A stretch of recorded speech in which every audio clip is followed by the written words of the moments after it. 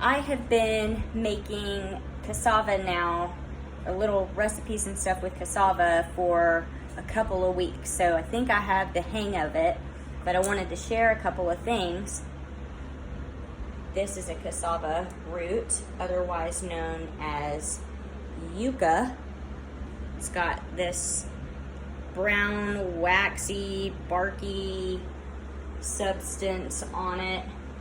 And what I found was you need to pay attention at the store to what you grab, because if they're not good, they're gonna kind of have like a mothball smell.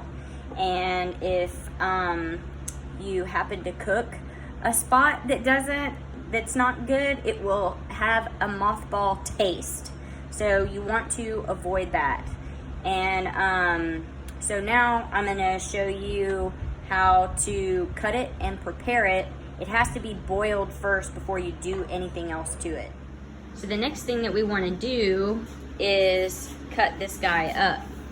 And as you can see, it's a big one.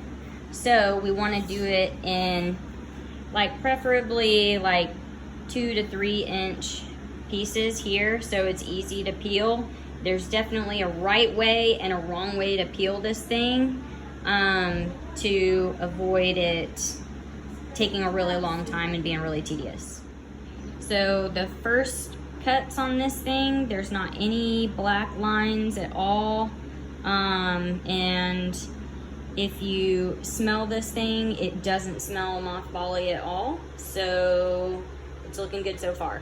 So now I'm gonna go ahead and cut the rest up in chunks. So here we are, it's all cut up. And I like to use a pretty big sharp knife, and I basically just whack it.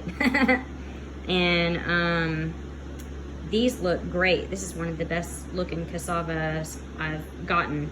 So you can tell it's kind of got like this pink inner rim inside the bark, and we're gonna get that off. So I'll show you what I do to get it. Okay, so what I like to do, I'll show you with a new one, is cut it long ways like that, and then I just kind of push the knife over, and it peels this thing. You can see it peels it like that, and I just get the sharp part of the knife under the that pink part. You can see it. See, if you can get your knife under the pink part, it will peel. And they're kind of knobby. On this piece, I have just a little bit of that pink outer coating, and see, if you get under it, it will peel off pretty easily. So you don't have to go at this thing like trying to shave the whole side of it off, because you'll end up wasting a lot of this. And this isn't really a cheap vegetable. It's not like a potato. So I'm gonna do another one so you can see again. See, I just cut it down the middle like that, and then just barely into the meat though, just to get under the skin, and then just kind of push out so it gets under it. Dude, this is just like way easier than when I first started peeling these things. I was setting it like this and peeling down like that, and I was just losing a lot of the meat. So if you get up under it and just pull down, see the skin, it just like wraps off. That's the way to go. It's clean, it's nice, and you didn't waste a lot of meat. So that's the way to go. So on this piece right here that I just peeled, you can kind of see some black lines in it. So that little piece right there is probably not gonna be good. We want to smell it. It doesn't smell bad though, so it might be fine. So I'm still gonna cook it, and if you cook it, then you can try it. If it tastes funny, throw it out. If not, I think it's okay. I always use my nose to help me, you know, determine if something is good or not. And then sometimes it can be kind of, if it's not good, it can be kind of woody, like it doesn't break up when you chew it, which is, you know, not a good sign too. So just spit it out. And if you're gonna do mashed cassava, I would just leave it out so it doesn't mess up your batch. So here you have it. It is some really nice pieces of cassava. So now I am going to probably leave this one just intact, but I'll cut these ones in half long ways. I'm gonna end up making cassava fries or yuca fries out of these. So I'm gonna cut them long ways so that they have this nice long shape to them, and they'll cook faster if you cut them in half. Now, cassava has, or yuca, you can kind of see this little brown dot right here. It has a vein that goes from the very tip down to the end. So it is in the center of each and every one of these. So after it cooks, you're gonna wanna break it open anyway to get that vein out, because it's very woody, and it's like trying to eat a rope. So nobody wants to eat rope. All right, so this is what they look like before they go into the pot to boil. And you can see that vein that I was telling you about. This is gonna need to be pulled out whenever they're finished boiling. Okay, so I have another yuca root here, or cassava root, however you want to call it. And I didn't get as lucky with this one as I did the last one I did. You can see this one has some black lines in it, and I smell the mothball smell.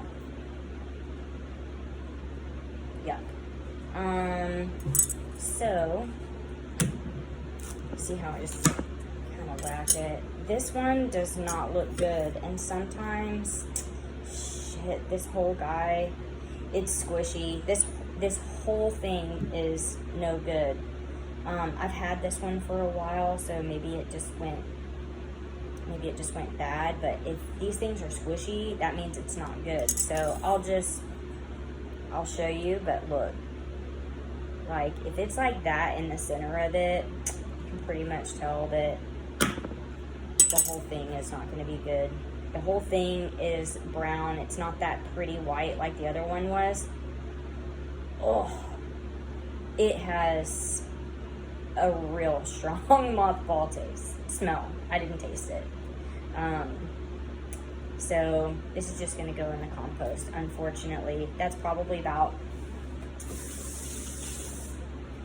$4, maybe $3.50. It's just down the drain, but at least we compost it so that it's not a total waste. Okay, these guys have been boiling for maybe 5 minutes-ish. I don't know, I was doing other stuff in the kitchen. So I'm gonna stab them and test them to see if they're done. Now, if they go through the middle pretty easily, then I know that they're ready, and that's not really happening. It's not. They're nowhere near it. So, but that's what it looks like when they're boiling. But they need more time.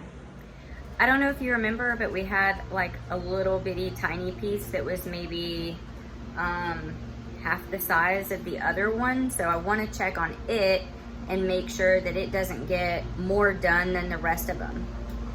So let's see if we can find it.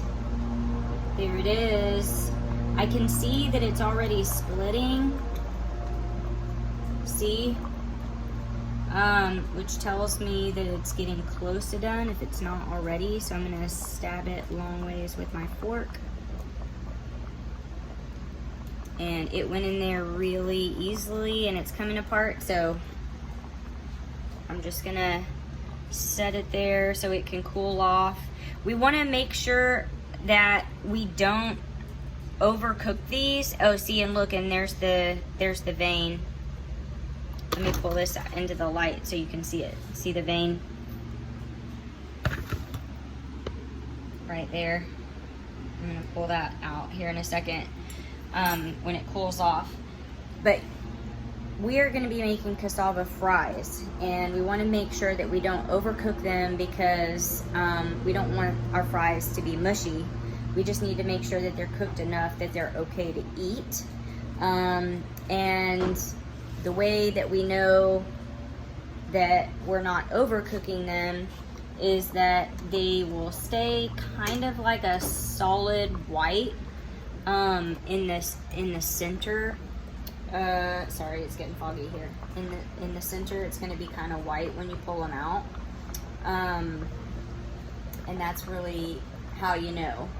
So now, if we were making cassava mashed, then it wouldn't be that big of a deal because we would just be mashing them up anyway, and they need a lot of liquid. They're super starchy, like more starchy than a potato, so it needs some liquid. But that's not the case here. We're going to be making cassava fries, and they're going to be awesome. Okay, I want to show you the little vein inside this thing. It's like a rope. So, see, it comes out really easily. But this thing, it's literally like a rope. So you're not going to want to eat that. You're going to want to pull it out. Just toss it in the trash or your compost.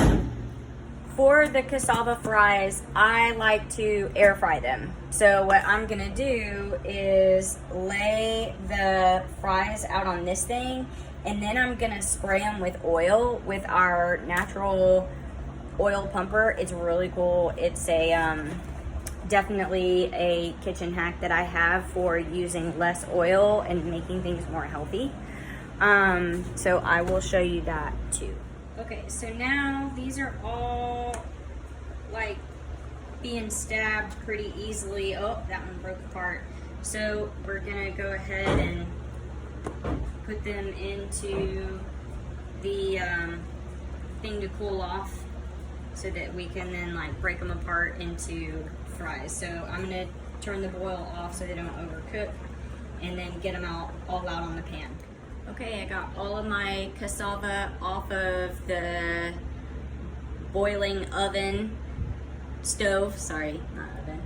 And then I'm going to bring them over here and spread them out like I did the tiny guy. And I'm gonna get this guy going, preheating, while I go take care of some other kitchen stuff. We are back, and these things are cool enough to touch now. So, see, this one's got the rope thing just hanging right out of it. So just pull it right off, and that's really good. I have to be careful not to eat it all before I get it on the thing, but see, it breaks pretty easily. So I'm gonna keep them in little wedges like that. And they make really, really good little crispy fries. And the key is, though, to spray them with the oil. So now you guys can see that's like the consistency kind of that you want it. And then here's my little sprayer that I use. And you fill it with whatever oil, or like you put oil, or you can put vinegar, or whatever you want to in it, and then you just pump it like that. It sprays from the pressure that you put in there. And I'm just going to show you real quick.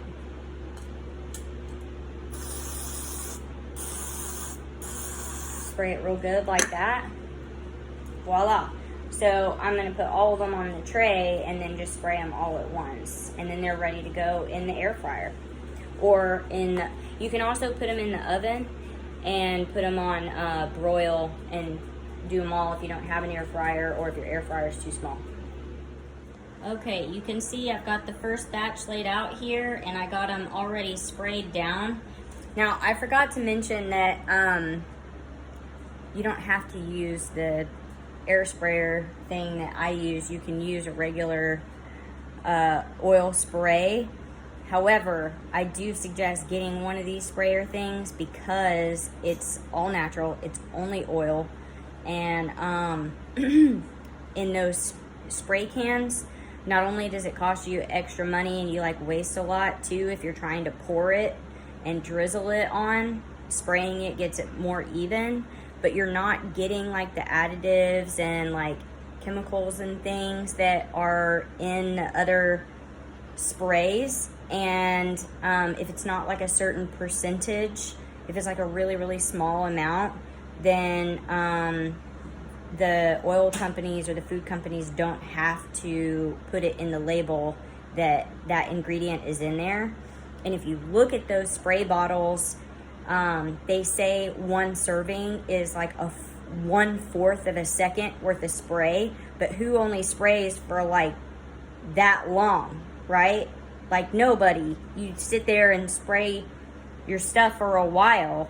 So you could be, you know, consuming 10 to 20 servings worth of that spray and getting much more, like way more than what the serving size is. So for that reason, I bought this thing, but I like it like because of the cost savings too, and I like the way it tastes and it's cost saving. So yo, that's the way to go. All right, I've got 2 minutes left on my timer after 15 minutes of having these on at 500 degrees. If you don't have to, if you didn't put them on something that has a solid surface like that, and you probably don't need to flip them, but I did, so I'm having to flip them. So might need a couple more minutes on the other side. All right, this is the finished product here. Now I still have some in the cooker here. Now we put some spices on those ones, some salt and pepper, and then I still have a batch right here that we haven't finished up yet. But these ones are done, and you can see how like crispy and flaky they are. Ooh, that's really good.